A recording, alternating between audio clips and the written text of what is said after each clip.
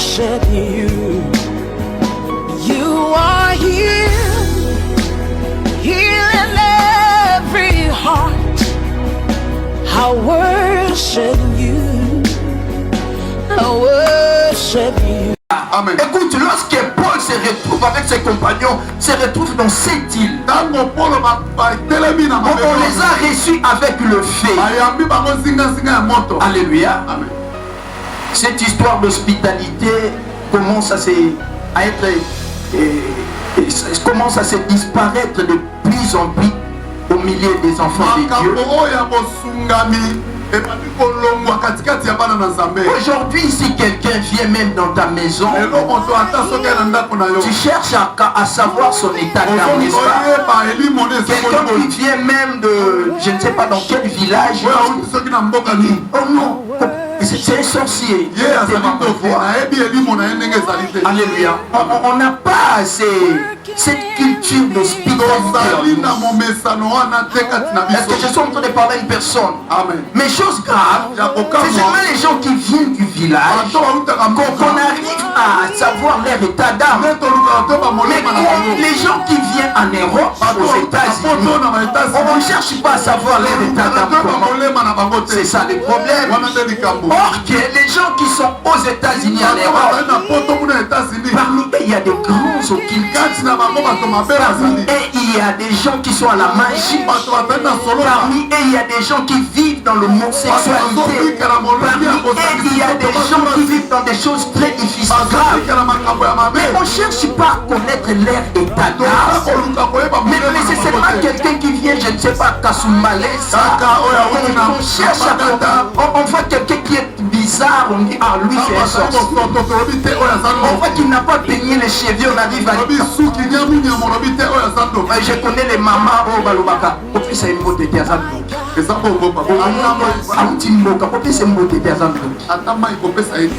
je connais aussi maman le bas qui n'a personne il commence à quitter sa mère. Alléluia. Amen. L'hospitalité. Alléluia. Amen. Commence à être effacé au milieu des gens. La Bible nous montre dans le livre de Genèse, si je ne me trompe pas. Genèse chapitre 18. Du premier verset, la Bible montre l'histoire d'Abraham. Abraham avait risque. Que les gens qu'Abraham avait risque, donc il avait reçu les anges, les serviteurs, Dieu même. Est-ce que je suis parlé une personne? Amen. Alléluia. Amen. Et demeure dans cette vie. La Bible dit à cause de l'hospitalité d'Abraham, sa femme qui ne pouvait pas mettre au monde, mais sa femme a mis au monde après avoir reçu les gens dans sa maison. Alléluia. Qui dit cette histoire? C'est concept d'hospitalité. Moi je l'ai toujours dit, ne perds pas d'un sorcier. Un sorcier n'a pas le pouvoir d'envoûter un enfant de Dieu. Parce que la Bible dit celui qui est en nous est plus fort que celui qui est en nous. Pourquoi avoir peur? Or que ce sont eux qui vont avoir peur. Parce que la personne, bien aimé, quand tu habites là où il y a les sorciers habitent, ne fuis pas, mais c'est eux-mêmes qui vont prendre leur bagage et puis quitter la maison. Mais aujourd'hui, les chrétiens ne connaissent plus leur identité, ne connaissent plus ce qu'ils sont. Ils commencent à fuir. Normalement, ce sont eux qui vont te fuir. À partir d'aujourd'hui, qui en toi, on est ton identité. Cela te poussera à bien se positionner.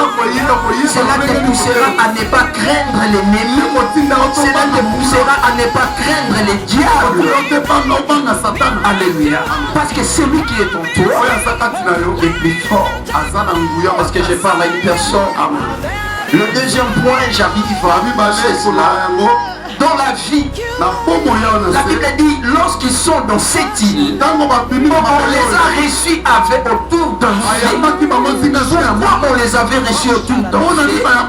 Parce qu'il faisait tellement froid. Non seulement il faisait froid comme aujourd'hui, mais la pluie, il y avait aussi la pluie. Alléluia. La pluie faisait que le feu ne s'allume pas. Nous connaissons là où il y a la pluie, même si tu arrives à allumer le feu, la pluie va commencer à éteindre le feu. L'eau, son rôle au milieu du feu, quand tu mets de l'eau dans le feu, c'est pour éteindre les feux, mais ce n'est pas pour allumer le feu. Est-ce que je suis en train de parler à une personne? Alléluia. Amen. Mais quand Paul est arrivé, on les a reçus autour. Mais ce que j'ai beaucoup aimé, mais bien aimé, on sous-entend qu'il y avait une personne qui avait allumé les feux. Le feu ne peut pas exister sans qu'il y ait une personne qui a allumé. Mais ce qui est grave, la Bible n'a pas mentionné le nom de la personne qui a allumé les feux. Mais la Bible parle seulement du feu. Et le nom de la personne qui a allumé, on ne parle pas. Alléluia. Alléluia. Et dans la vie, ce que nous devons comprendre, nous avons aussi des catégories de personnes. Il y a des personnes qui allument le feu. Il y a des personnes qui conservent le feu. Il y a des personnes qui profitent du feu. Il n'y a que 3 catégories de gens. Ces 4 catégories de gens, on les retrouve même à l'église. Les gens qui allument, les gens qui profitent et les gens qui conservent le feu. Mais j'aimerais te dire, ne sois pas de la génération des gens qui profitent, mais sois de la génération des gens qui allument ou qui conservent le feu. L'église, la charité a besoin des gens, non qui profitent de la chaleur spirituelle, mais qui arrivent à mettre le poids pour que la chaleur s'allume encore, pour que le feu s'allume. Ce que j'ai beaucoup aimé, les gens qui arrivent à protéger les feux ne cherchent pas de postes et de responsabilités à l'église. Ne cherchent pas de positionnement. Ils travaillent en coulisses, mais c'est grâce à Dieu, grâce à eux, que les choses évoluent. Ces gens-là existent même dans nos familles. Des gens qui travaillent. C'est grâce à ces gens-là, moi j'arrive à les appeler les responsables spirituels. Ce sont les gens qui travaillent spirituellement pour aligner la famille. Il y a des fois, toi, les choses marchent. Alors que c'est grâce à ton frère là qui est serviteur de Dieu. Grâce à ses prières, que la famille est stable. Ces gens-là existent. Alléluia. Ce que j'ai beaucoup aimé, lorsqu'ils se retrouvent autour d'un feu, il n'a pas cherché qui est le responsable de ce feu. Il n'a pas cherché les responsables. Il a regardé, il voit que la pluie tombait sur le soleil, le feu. Il dit non, parce que nous tous nous profitons de ce feu. Nous ne voulons pas que ce feu puisse s'éteindre. Mais ce qui est vrai, je dois chercher des morceaux de bois juste pour que le feu ne puisse pas s'éteindre.